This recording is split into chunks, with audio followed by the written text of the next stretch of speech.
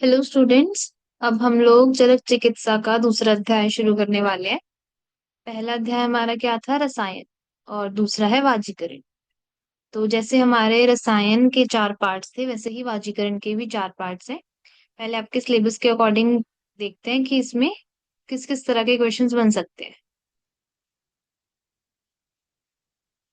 तो ये देखिए, आपके सिलेबस के अकॉर्डिंग वाजीकरण अध्याय में एमसीक्यूज बन सकते हैं, शॉर्ट आंसर क्वेश्चन भी बन सकते हैं, बट लॉन्ग नहीं बने।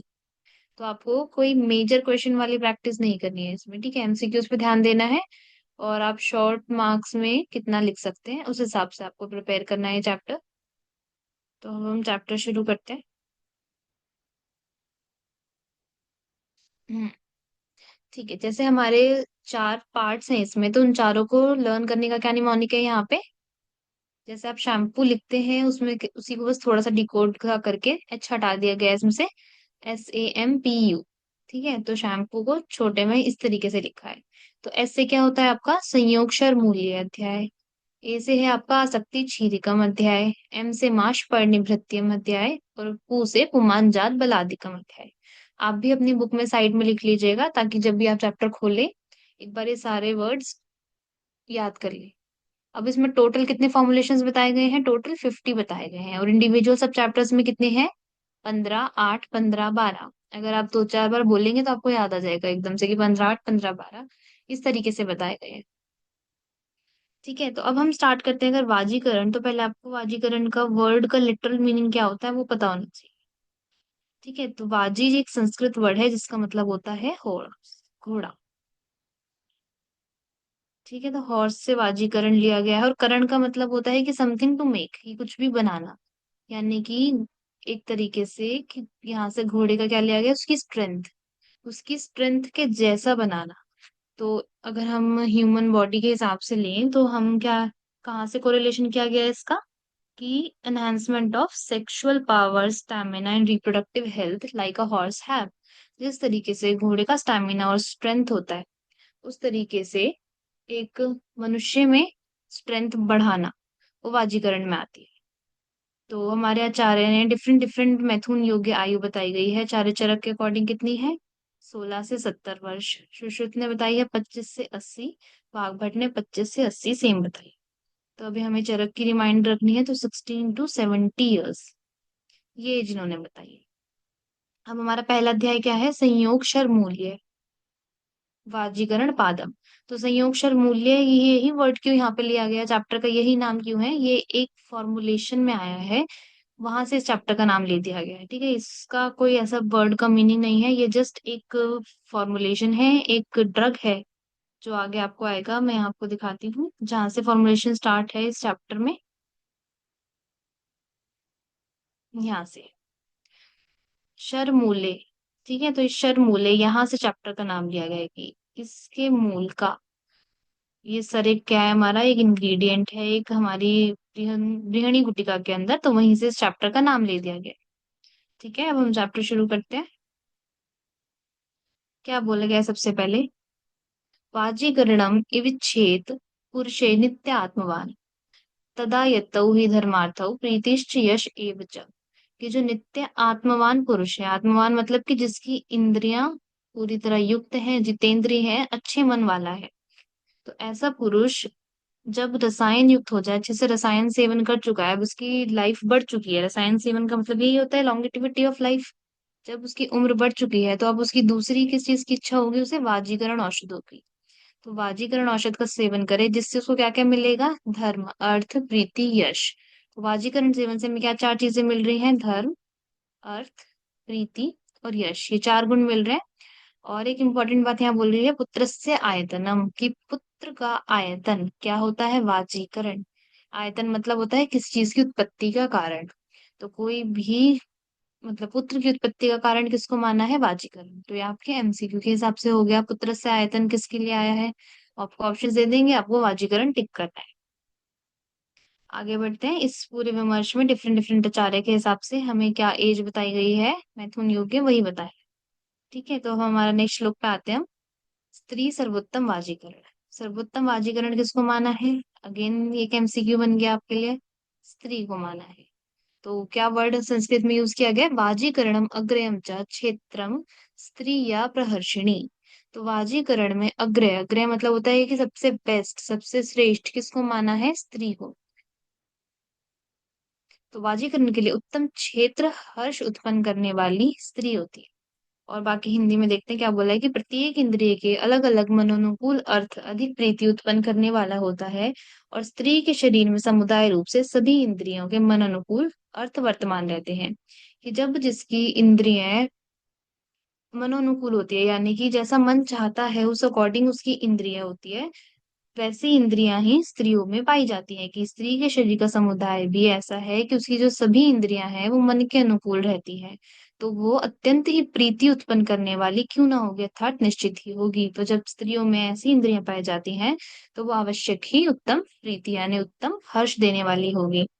प्रत्येक इंद्रियों के विषय संघात रूप में स्त्री से अन्यत्र नहीं पाए जाते। स्त्री के अलावा ऐसा कोई है ही नहीं जहाँ पे इंद्रियों के विषय में संघात रूप ना पाए जाए। तो इन्होंने आगे बोला क्या है कि जो स्त्रियां होती हैं, स्त्रियों में ही अपत्य प्रतिष्ठित उत्पत्ति होती है। अपत्य का मतलब वर्ड क्या होता है कि संतान उत्पत्ति, स्त्रियों से ही संतान उत्पत्ति मानी है। और इसके अलावा धर्मार्थौ स्त्रीषु लक्ष्मीश्च स्त्रीषु लोका प्रतिष्ठिता। तो यहाँ पे स्त्रियों के गुण बताए गए हैं। ठीक है, आपसे ये शॉर्ट क्वेश्चन में भी पूछा जा सकता है कि उत्तम वाजीकरण पर टिप्पणी करें। तो उत्तम वाजीकरण क्या है? स्त्री। तो फिर उसमें अब उसके क्या क्या गुण होते हैं, क्या क्या पाया जाता है, ये आपको यहाँ से लिखना है। तो पहले आपने फर्स्ट लाइन लिख के बता दिया, फिर उसके बाद उसके यूजेस, सॉरी उसकी इंपॉर्टेंस आ गई कि क्या क्या है जो स्त्री है। धर्म व अर्थ एवं लक्ष्मी तीनों स्त्री में होती है। लोका प्रतिष्ठिता कि सारा जगत, पूरा लोक ही स्त्री में प्रतिष्ठित है। धर्म व अर्थ एवं लक्ष्मी स्त्री में ही प्रतिष्ठित है और सब लोक स्त्री में ही प्रतिष्ठित है। और स्त्री के गुण बता दिए अब यहाँ पे। स्वरूपा यौवन अवस्था या लक्ष्य विभूषिता की जो स्वरूप अच्छे रूप वाली है, यानी कि सुंदर है। यौवन अवस्था अपनी युवा अवस्था में है। सुंदर लक्षणों से वशीभूत है, यानी कि सारे लक्षण उसके सुंदर है। या वश्य अपने वश में है। शिक्षित है। ऐसी स्त्री को उत्तम वाजीकरण, परम वाजीकरण माना गया है। ठीक है, तो ये आपके शॉर्ट आंसर क्वेश्चन के लिए भी इम्पोर्टेंट है।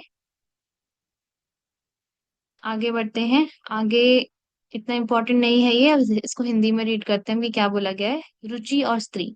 जगत में व्यक्ति भिन्न भिन्न प्रकार के वस्तुओं में प्रेम करने वाला होता है। हर किसी को डिफरेंट डिफरेंट चीजों से प्रेम होता है, किसी को कोई चीज पसंद है, किसी को कोई। तो स्त्रियों के स्वभाव अच्छे होने के, उनके रूप आदि गुण उस पुरुष को प्राप्त कर बड़ा करते हैं। यानी कि जो स्त्रियों का स्वभाव अच्छा है उस हिसाब से ही वो पुरुष को सुखी करने वाले होते हैं। वाजीकरण में स्त्री की महत्ता का आधार।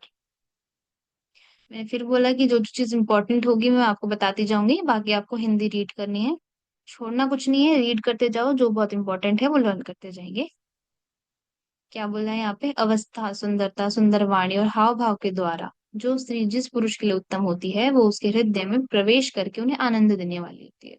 सिंपल बताया है कि स्त्री के ऐसे ऐसे गुण होते हैं, जब इतने अच्छे गुण वाली होगी तो वो आनंद देने वाली होगी। और वह स्त्री समान नमशैया यानी कि समान काम की इच्छा वाली होती है, कि यानी कि जैसा पुरुष का मन चाहता है वैसा स्त्री का मन चाहता है। तो ऐसी स्त्री को उत्तम वाजीकरण वाली बोला गया है। समान मन शैया कि जैसा मन पुरुष का है, जिसका मन पुरुष के मन के अनुकूल होता है, जो पुरुष के वश में रहने वाली है। और पति जिन जिन विषयों को प्रेम रखता है उन उन विषयों में स्त्री भी प्रेम रखती है। तो यानी कि जो सारे गुण जिस तरीके से चाहता है उनके मन अनुकूल हो, यहाँ पे वैसी स्त्री को उत्तम माना गया है। और यदि अगर ऐसी स्त्री उन्हें ना मिले, स्त्री के बिना पुरुष को इस शरीर को इंद्रिय शून्य के समान धारण करता है। ठीक है, अगर ऐसी स्त्री नहीं है तो किस समान बोला गया है उस पुरुष को? इंद्रिय शून्य। और अगर और इस प्रकार मनोनुकूल स्त्री को देखकर, और अगर मनोनुकूल मिल जाती है तो उसके सारे शोक उद्वेग बेचैनी भय उसे कभी भी पराजित नहीं कर पाते। और इतना कुछ इंपॉर्टेंट नहीं है इसमें, आगे बढ़ते हैं। नाउ दिस इज इम्पोर्टेंट, आपको ये श्लोक लर्न होना चाहिए कि संभोग के योग्य स्त्री की, कैसी स्त्री संभोग के योग्य मानी गई है? अतुल्य गोत्राम वृश्याम च प्रहष्टाम निरुपद्रवाम शुद्ध स्नाताम प्रजेन नारीम अपत्यार्थी निरामया। कि जो संतान की इच्छा करते हैं, अपत्य यानी कि अपत्य वर्ड संतान के लिए यूज किया जाता है, जो संतान की इच्छा करते हैं वो कैसी स्त्री से संभोग करें? अतुल्य गोत्र की हो, यानी कि जिनका गोत्र सेम ना हो।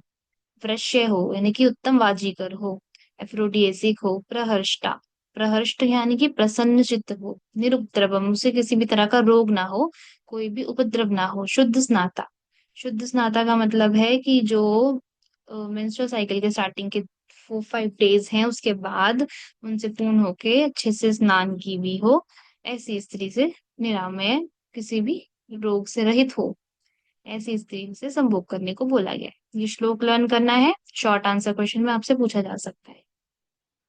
ठीक, आगे बढ़ते हैं। संतानहीन निंदनीय, जो संतानहीन व्यक्ति है उसको निंदनीय माना गया है।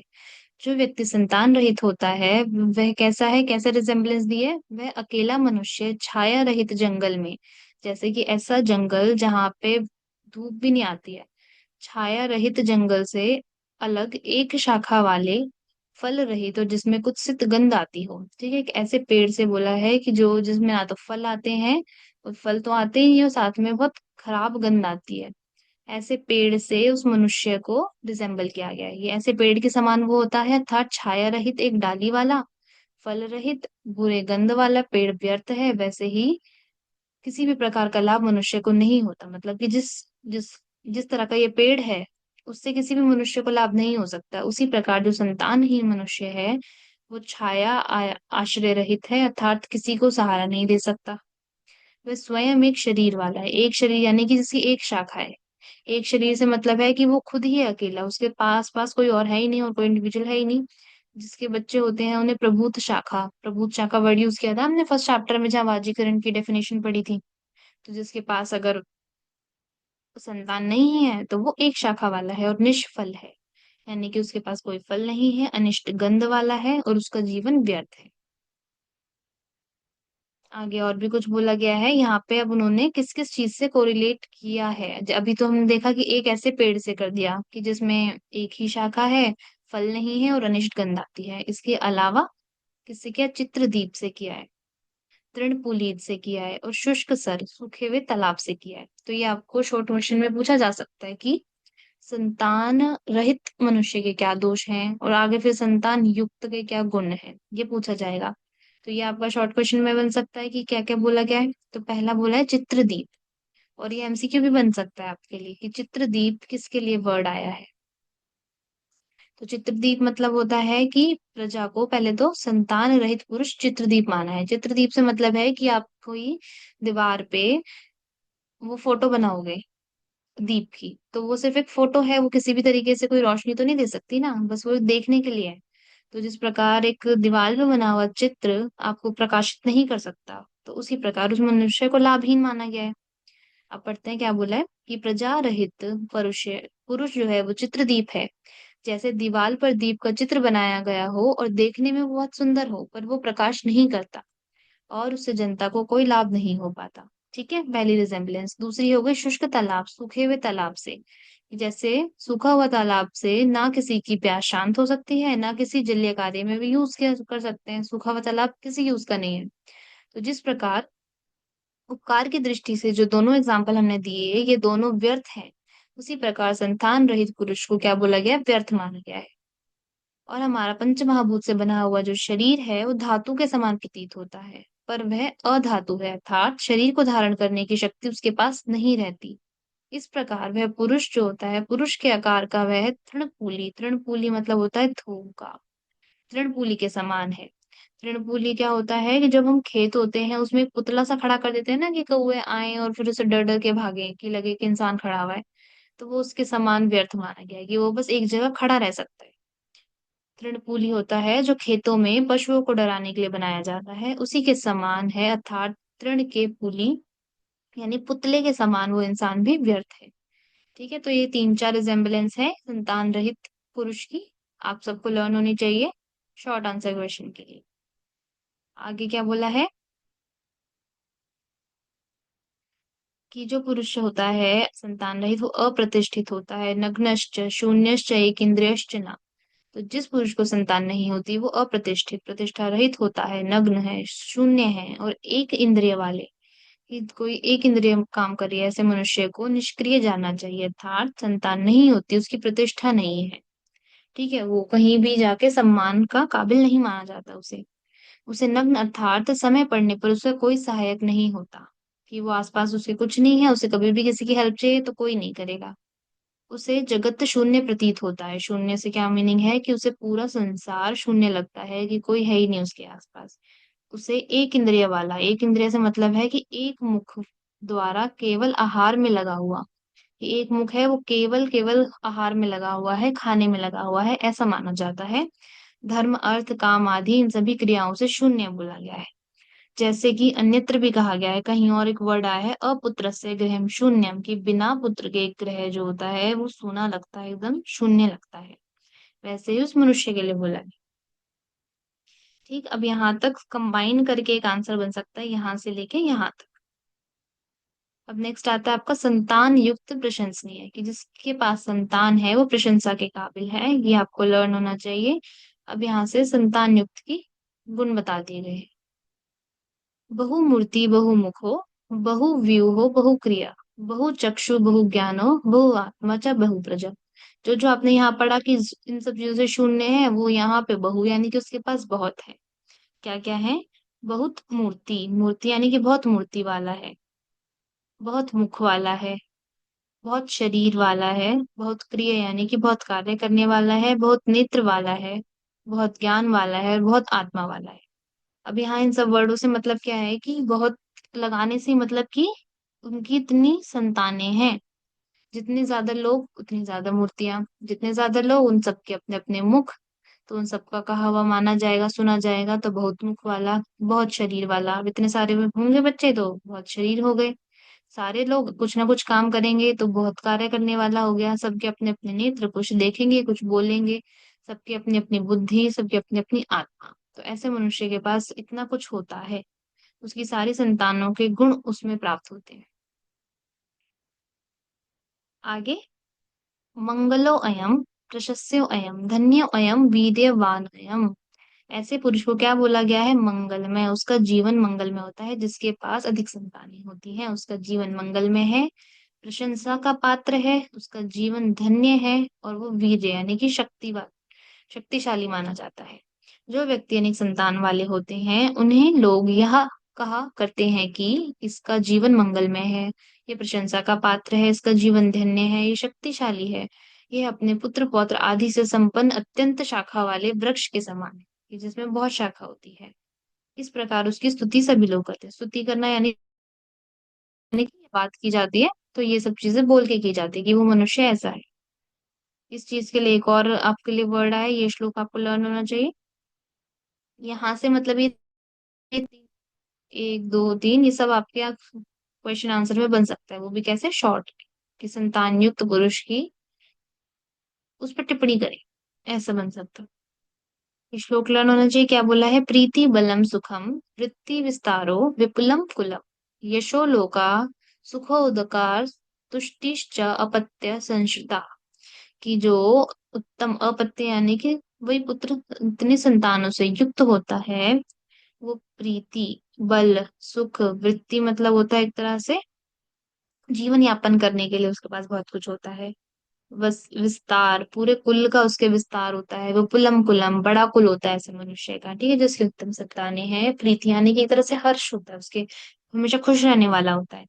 तो प्रीति, बल, सुख, जीविका, उसके वंश का विस्तार होता है, कुल बड़ा होता है, यश की प्राप्ति होती है, जगत में पूरे लोक में प्रतिष्ठा का पात्र बनता है, उसका भविष्य सुखमय रहता है, वो संतुष्ट रहता है। ठीक है, वे सभी रहते हैं, अर्थात जैसे संतान है उसे ये सारी चीजें प्राप्त होती है। आगे देखते हैं, वाजीकरण योगों का प्रारंभ। अब यहाँ तक बस इन्होंने ये सब चीजें बता दिया। अब यहाँ से वो वाजीकरण औषधियों का, जो फॉर्मुलेशंस हम पढ़ते हैं उनका वर्णन कर रहे हैं। अब जैसे कि मैंने आपको बताया था कि इस चैप्टर से कोई लॉन्ग क्वेश्चन नहीं बन सकता, तो उसमें इतने बड़े बड़े फॉर्मुलेशन किसको बताओ, जैसे हमने रसायन में पढ़े थे डिफरेंट डिफरेंट, कि वो पूछे जाएंगे आपसे। च्यवनप्राश पूछा जा सकता है आपसे, पिपली रसायन पूछा जा सकता है, और भी कई रसायन हमने पढ़े थे जो लॉन्ग क्वेश्चन आंसर में आ सकते हैं, पर यहाँ वो रसायन नहीं आ सकते। यहाँ आपको बस पता पता होना चाहिए कि किसमें क्या दिया हुआ है, क्या बोला है, पर वो क्वेश्चन आंसर के हिसाब से इम्पोर्टेंट नहीं है। बस आपको जो जो चीज पता होनी चाहिए मेजर, वो मैं आपको बताती जाऊंगी, बाकी रीड हम पूरा करेंगे। सबसे पहली फॉर्मुलेशन, नाम पता होना चाहिए, ब्रीहणी गुटिका। ठीक है, सबसे पहली फॉर्मुलेशन क्या आई है, ब्रीहणी गुटिका। उसमें सबसे मेन घटक कौन सा है, प्रमुख घटक है माश। माश का मतलब होता है उड़द।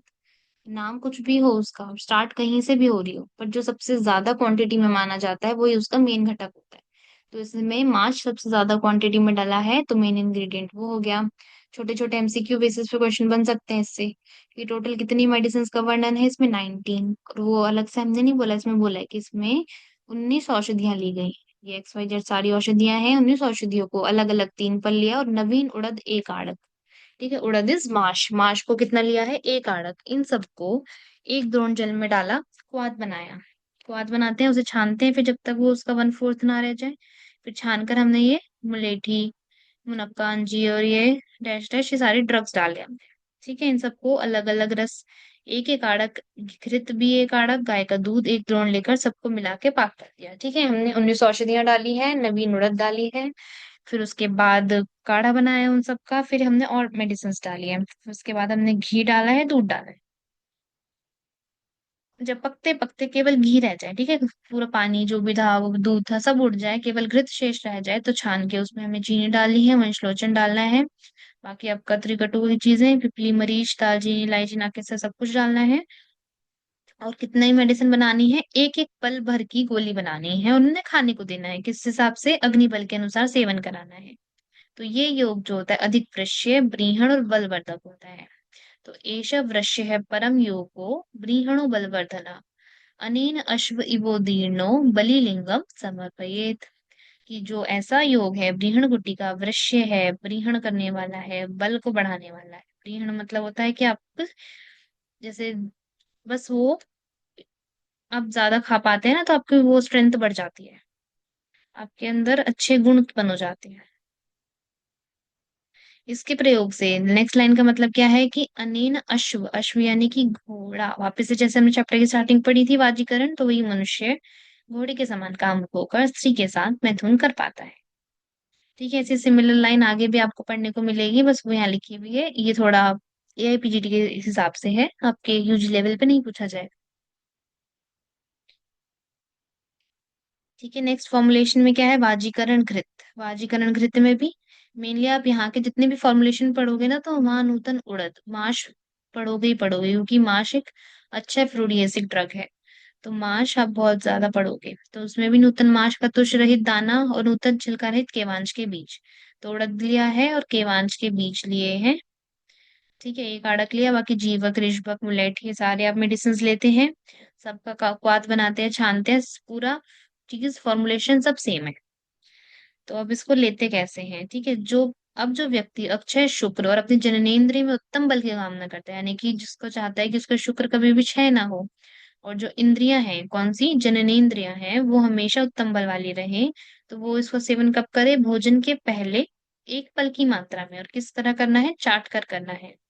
देखो, पलम पूर्व मतो, पल में लेना है, पूर्व मतो भोजन के पहले लेना है, लीडवा, लीडवा मतलब कि चाट कर लेना है, ततो अन्नम उपयोजेत, कि उसके बाद अन्न सेवन करना है।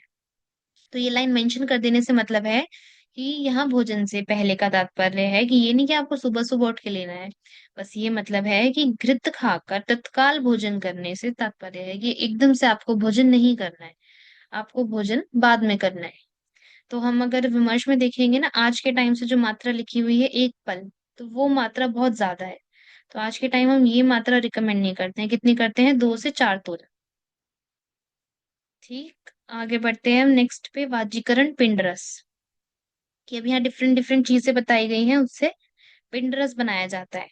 तो इसमें मेन ड्रग कौन सा बोला हुआ है, मुर्गे का मांस, जैसे हमने ये बनाया है मुर्गे से, इसमें डिफरेंट डिफरेंट हम किसी भी चीज से बना सकते हैं, कि मोर, तीतर और हंस, इन किसी के भी मांस रस से हम पिंड रस बना सकते हैं। बाकी पूरा क्या लिखा हुआ है, मिश्री, उड़द की दाल, वंशलोचन, गौदुग्ध, गौघृत, गेहूं का आटा, इन सभी चीजों को एक में मिलाते हैं हम, घी की उत्कारिता अथवा पुआ पकाते हैं। जैसे पुए हम सबने देखे होंगे, सबके घर में बनते हैं, वैसे गोल गोल सी एक छोटी फॉर्मुलेशन सी बनाई जाती है। ठीक है, इसको अधिक नहीं मिलाया पकाया जाता, फिर उसे उतार कर उसके टुकड़े टुकड़े करते हैं।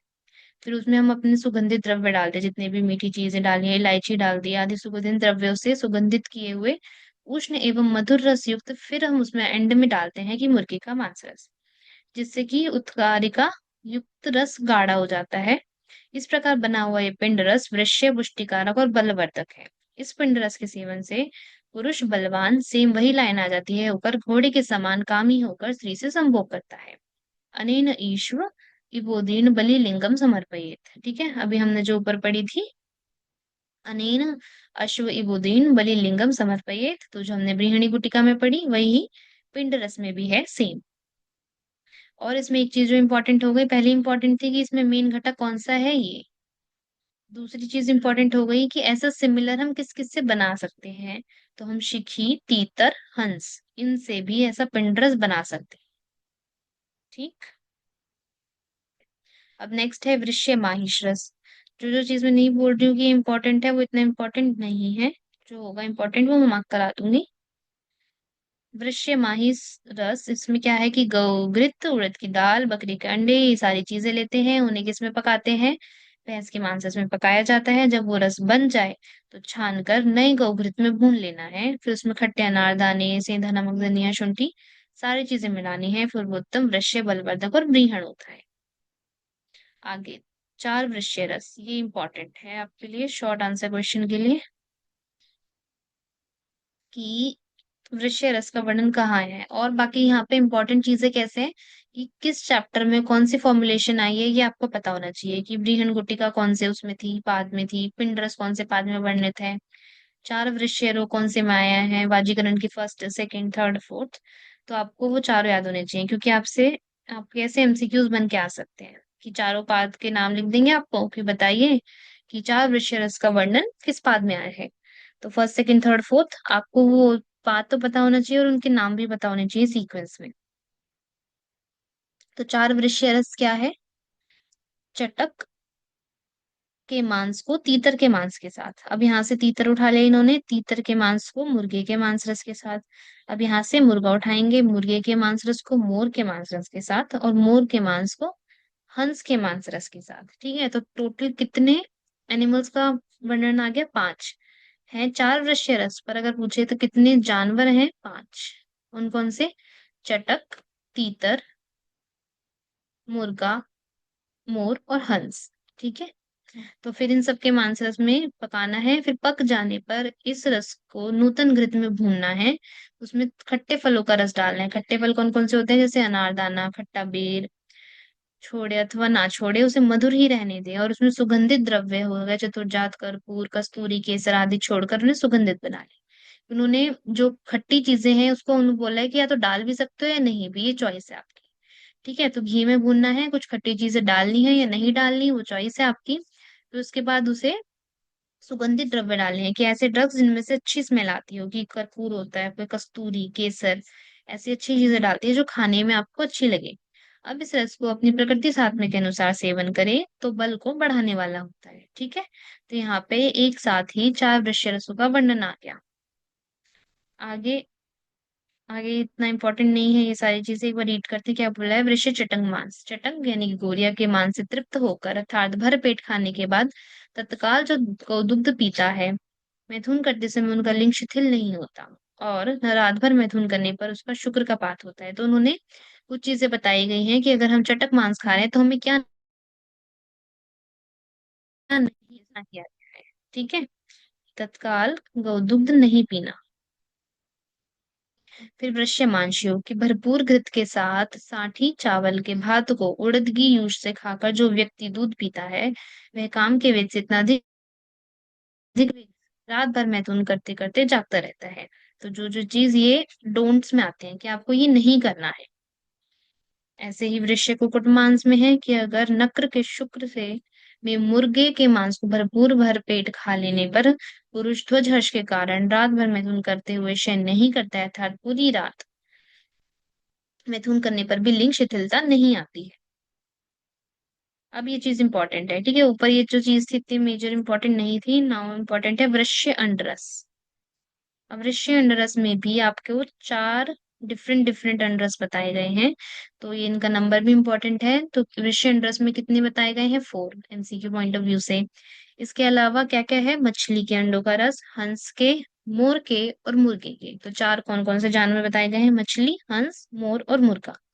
इन सब का रस गौघृत में भून कर भक्षण करके तब खाने के लिए दिया जाता है, तो वो वाजीकरण है।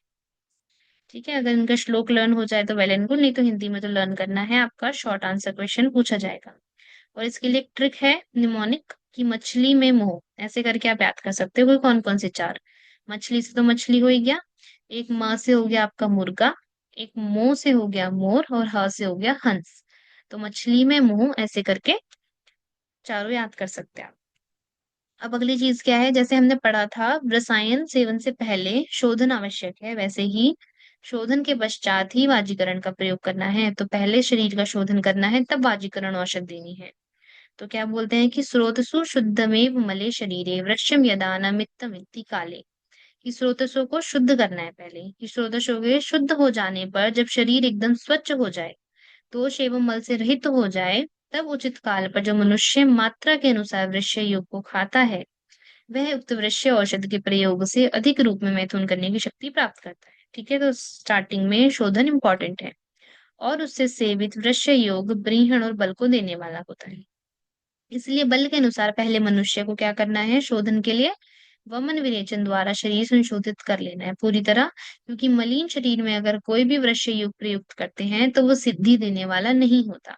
कैसे? जिस प्रकार गंदे वस्त्र पर चढ़ाया गया रंग नहीं चढ़ता, उसी प्रकार अगर हम अशोधित व्यक्ति में वाजीकरण औषध देंगे तो वो उसमें किसी भी तरीके से यूजफुल नहीं होगी। तो ये रेफरेंस के हिसाब से इंपॉर्टेंट है कि मलिन कपड़े वाला किसके लिए बोला गया है? ना शोधन किए हुए बाजीकृत पुरुष के लिए बोला गया। ठीक। प्रथम पादगत विषयों की गणना, अब लास्ट में उन्होंने समराइज कर दिया गया है कि हमने फर्स्ट चैप्टर में क्या क्या पढ़ा। वाजीकरण औषध की सामर्थ्य, ये वाजीकरण औषध क्या क्या कर सकती है। जिस पुरुष के जो स्त्री वाजीकरण में उत्तम क्षेत्र है कि नहीं, जिस पुरुष के हिसाब से वाजीकरण कैसी स्त्री होनी चाहिए उसका वर्णन। संतानहीन पुरुषों के दोष, ये देखो ये आपका क्वेश्चन बन सकता है शॉर्ट में कि संतानहीन पुरुषों के दोष बताइए, हम पढ़ चुके हैं। संतान युक्त पुरुषों के गुण बताइए, ये क्वेश्चन बन सकता है आपका। वीर्य और संतान को बढ़ाने वाले तथा बल और पुष्टि को देने वाले, तो उन्होंने कैसे 15 वर्ष योग बताए हैं? वीर्य अपत्य विवर्धना, यानी जो वीर्य बढ़ाते हैं, और अपत्य यानी कि जो संतान को बढ़ाते हैं, यानी संतान की पुष्टि देने वाले होते हैं। ऐसे योगों का वर्णन इस शरमूल्य अध्याय में आप कर चुके हैं। तो ये पाद किसके लिए? पुष्टि बल प्रदा, पुष्टि और बल देने वाला है। तो हम अब जब चैप्टर का एंड करेंगे तो वहां समराइज करके लिखा हुआ है, देखो जब 15 वृश्चिक योग कितनी फॉर्मुलेशन आई हैं? 15। अब 15 कौन कौन सी है, यहाँ से आप एक बार दोबारा पढ़ लेंगे तो आपको कंफ्यूजन नहीं होगी कि इस चैप्टर हमने क्या क्या पढ़ा। बृहणी गुटिका, वाजीकरण घृत, कुक्कुट के मांस रस से भावित पिंड रस, हंस के मांस रस से, तीतर के, फिर हंस के मांस रस से भावित पिंड रस, वृश्य माहिष रस, फिर चटक के मांस तीतर के मांस रस से मिला के, और फिर एक्स वाई जेड हमने सारे कर लिए। ठीक है, तो 15 के 15 यहाँ से दोबारा पढ़ेंगे आप लोग। ये हम चैप्टर के एंड में एक बार और देख लेंगे कि हर चैप्टर से क्या क्या एंड में मिलता है। कि यहाँ से हमें दो चीजें मिली है, वीर्य आपत्ति विवर्धना, पुष्टि बल प्रदा। हर चैप्टर के एंड में पढ़ेंगे कि सेकंड पार्ट का एंड पौरुषार्थ के लिए है।